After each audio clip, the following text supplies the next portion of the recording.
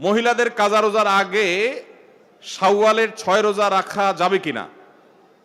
মহিলারা তাদের মাসিকের কারণে যে ভাঙতি রোজা হয়, শাওয়াল মাসে তারা কি সে ভাঙতি রোজাগুলো, কাজা রোজাগুলো আগে রাখবেন নাকি শাওয়ালের 6 রোজা আগে রাখবেন? এটা একটা কমন প্রশ্ন।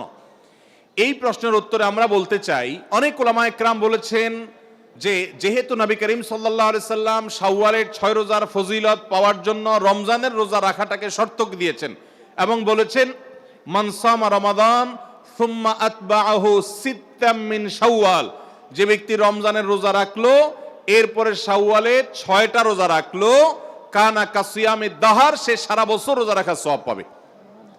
কিভাবে এই রোজা রাখার সওয়াব হয়?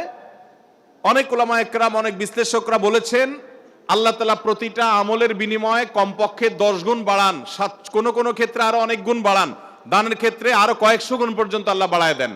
10 গুণ করে যে বাড়াবেন, এই জন্য রমজানের 30 দিনে 30টা রোজা আর শাওয়ালের 6টা রোজা, মোট 36কে 10 গুণ দিলে 360, সারা বছর রোজা রাখার সওয়াব হয়। তো এই জন্য শাওয়ালের 6 রোজা রাখতে হবে। এখন কথা হলো, নবী সাল্লাল্লাহু আলাইহি সাল্লাম কিন্তু বলেছেন যে রমজান রোজা রাখলো এরপরে শাওয়ালের 6 রোজা রাখলো, তার জন্য সারা বছরের সওয়াব। তাহলে এখানে রমজান রোজা রাখার পরে 6 রোজা রাখার কথা বলা হয়েছে। এই জন্য অনেক উলামা একরাম বলেছেন মহিলারা তাদের ভাঙতি রোজাগুলো আগে রাখবে, তাহলে রমজান রোজা রাখা হয়ে গেল, এরপরে শাওয়ালের 6 রোজা রাখবে। এটা একটা মত। তবে আরেকটা মত হলো শাওয়ালের 6 রোজা যে ভাঙতি পড়েছে এর মানে এই না যে তিনি রমজান রোজা রাখেন না, তিনি রমজান রোজা রাখছেন।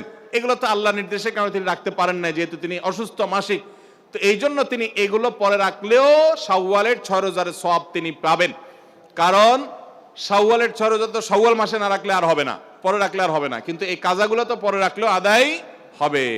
তো উত্তম হলো কাজা আগে করে যদি শাওয়ালের 6 রোজা রাখতে পারেন সবচেয়ে উত্তম, না পারলে অন্তত শাওয়ালের গুলো আগে রেখে কাজাগুলা পরে রাখলেও আশা করতে পারেন আল্লাহ তাআলা শাওয়ালের 6 রোজার ফজিলত দিবেন।